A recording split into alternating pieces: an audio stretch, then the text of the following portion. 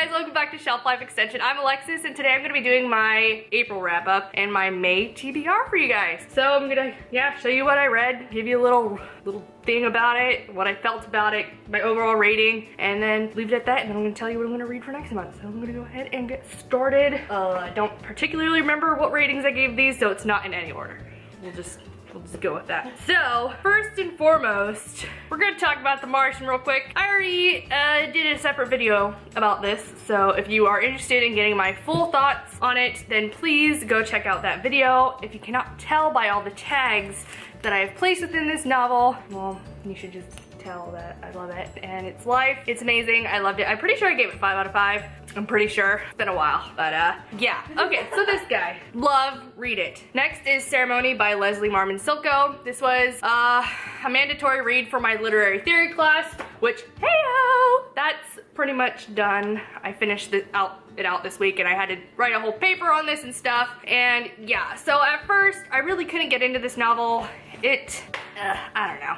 It's about this guy named Tayo. He's a Native American. He joined the war effort, you know, in the Second World War, and it's pretty much about his life afterwards as he comes back, and he's going through bouts of PTSD and how he goes back to his Native American spirituality and roots to kind of get over that condition and, you know, make him more comfortable in his environment. He is also a half-breed, which really complicates things. He is half Native American and half white in a, you know, an environment and a setting where Native Americans in general weren't even accepted or appreciated, really. And yeah, so it's just about him trying to figure out his individuality and find himself, and it's pretty cool. So yeah, like I said at first, I couldn't really get into it, and it's a very interesting writing style. It's very poetic in a sense, so it was very hard to really identify, but thanks to obviously my literary theory class, I really understood what this book is about and what it's really trying to say, and I appreciate it way more than I would have if I just went into reading it on its own. I'm pretty sure I gave this a 4 out of 5. Yeah, I thought it was pretty great. If you haven't checked out this book, it's a relatively old novel, pretty quick if you just set aside the time to read it, and it's pretty cool. So yeah, there's that. Next, next is Mariana by Susanna Kearsley, and also the Shadowy Horses by Susanna Kearsley. Look at them, they're beautiful. So yeah, y'all know I love Susanna Kearsley. It's like no secret. Anyways, yeah, so I mentioned Mariana in my latest tag video. It's about a girl named Julia Beckett who pretty much moves into this new rustic home that she finds because she's like, I need to live in this house and I don't know why. And as she starts living there and starts interacting with the people of this town that she moves into, she starts to re-experience memories of a past life, and she actually like lives out those memories. So as she is experiencing those memories, she pretty much blacks out and does what she did in that memory, which puts her in some sticky situations at times, and people think she's kind of going crazy, but she wants to understand why she's having these memories and pretty much figure out what her past life was about and kind of understand it. And it's really romantic. There's romance and love, and it's just a good time, and I'm pretty sure I gave this a 5 out of 5. You guys, I don't know. I've been in the slump lately, so I can't remember. But anyways, yes, this is another great Susanna Kearsley novel. Super awesome. Highly recommend. Yes. Then of course, there is the Shadowy Horses by Susanna Kearsley, which I did talk about in my TBR video. It's about a girl named Verity Gray, who is an archaeologist who gets pulled or, you know, commissioned to go work in the Scottish Highlands to try and find the lost 9th Roman Legion, which just disappeared, right? And this one guy thinks that he has found it, and he thinks he found it because a little boy told him that he saw a soldier there, a soldier walking in the fields. And everybody in the town thinks that this little boy is psychic, or that he has the second sight so he can see. So they take him for what he says, and they, you know, work off of it and try and see if it is in fact where this 9th Legion is. And it is pretty cool. It's very different compared to the rest of Susanna Kearsley's novels, considering the formula. In a lot of her novels, it's a past and present, 2 storylines happening at the same time, and then it all kind of comes together. This was very much just a basic 1 storyline happening, but a ghost, instead of like 2 past, 2 lives, 2 different things kind of happening. So it was very different. I did feel kind of let down. I did end up giving this a 4 out of 5 because I felt like it wasn't as awesome as the rest of her novels, and I think ultimately that comes down to the fact that it didn't follow the same formula, but it was still very good. It still creeped me out a little bit because of the ghost factor. Like, some weird stuff going on there. But it was still a very interesting novel, and, well, you know, Susanna Kearsley, awesome. And then next, I finally finished, guys. I finally freaking did it. I finished Hounded by Kevin Hearne. I freaking loved it. I'm so happy that I finally read this, and I'm super excited to continue on with the series, though I probably won't be like getting on that horse right now, but I'll be getting to it. But yes, you guys have seen me mention this book over and over, time and time and again. It just took me forever to finally read it, and I finally did it. So yeah, this story is about a guy named Atticus O'Sullivan, who is a centuries-old druid in hiding. Pretty much he's in possession of a very powerful sword, which he kind of sort of not stole from the gods. Kind of not. It's his, but kind of he took it. Yeah, but anyways, it's just about him and how the original owner of the sword is like, hey, I want that back finally. And he's like, okay, come at me, bro. And all this craziness kind of ensues, witches get involved, and he just kind of gets screwed over, and you're just like, God, oh, poor Atticus.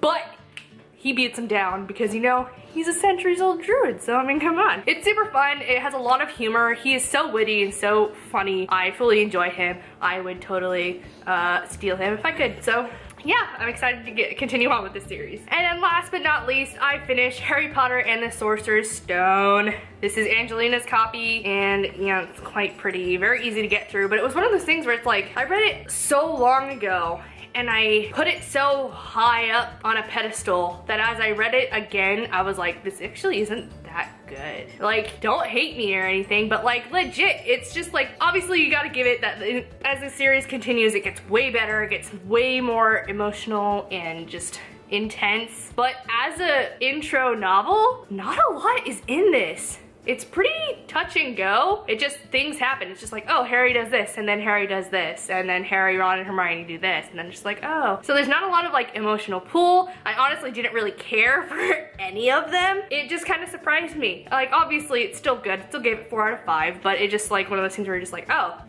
It's not as amazing as I thought it was compared to like when I read it in my childhood. Obviously, I'm still gonna continue with the series. Obviously, I still love the series, and I know there's so much more to it than just this novel alone. So but just saying. Yes.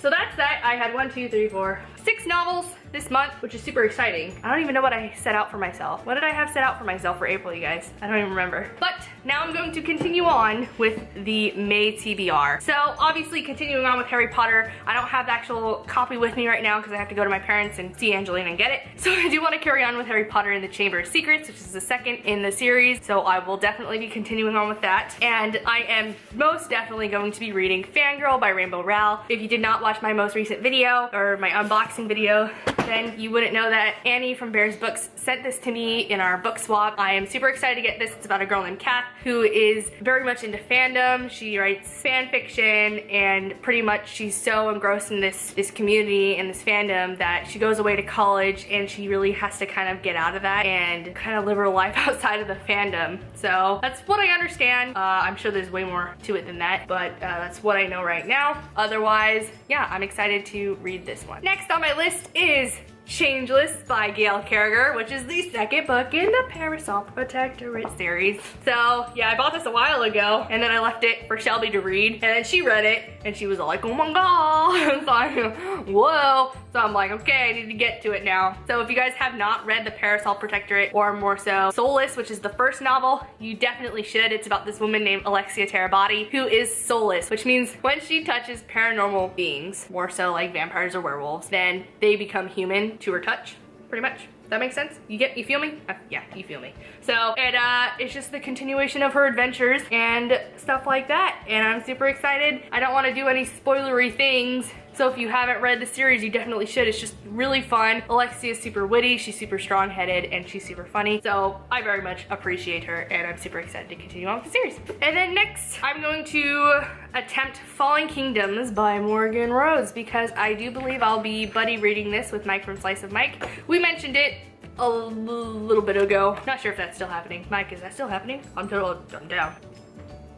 Yeah, I've mentioned this book before. It's really hard to explain. It's a lot like Game of Thrones and stuff, and that there's like so many storylines and a lot of like political power struggles, magic, craziness, and murder, and stuff that takes place in this, and I've heard it's amazing. Everybody is freaking out about it, and I'm super excited to actually see what everybody is talking about, and I do think that I will enjoy it, so there's that. And last but not least, if I have the time and if I can, which I probably will because it is very short and probably relatively easy to get through, that is going to be The Laughing Corpse by Laurell K. Hamilton, which is the second book in the Anita Blake Vampire Hunter series. Yep, it continues on with Anita and her adventures and her getting caught up in the whole vampire society and ending up being particularly compromised in the face of a certain vampire, and she's like, dang it. And so it's just about her trying to, you know, just survive and just keep her sanity intact. And yeah, it gets pretty hot and steamy, and it's fun stuff. If you haven't read the series, you definitely should. So yeah, this guy I'm totally gonna try and get to as well. So that is it for this video. Very long. I read a lot last month, surprisingly, and I hope to read a bunch more next month, considering I don't have literary theory anymore. Woohoo! So yeah, thank you guys for watching. Please rate, comment, and subscribe. If you have any feedback or any questions or anything as far as the novels that I mentioned in this video, then please go ahead and leave a comment down below, and I'll be happy to talk to you guys about it. So yeah, again, thanks for watching, and I'll check you guys out later. Bye! Hey guys, welcome back to I know you're there. Yeah, right? I did read this. Right? Did I wrap this up? I don't even remember. I think you wrapped it up already. I think that was like a while ago, yeah. Did I? I don't think I did. Just wrap it up. And Calypso is staring off into the sky. So cerebrally on the windowsill over there, sorry. It's about a guy named Atticus O'Sullivan, who is a centuries-old druid in hiding because he has in his possession this very powerful sword that, holy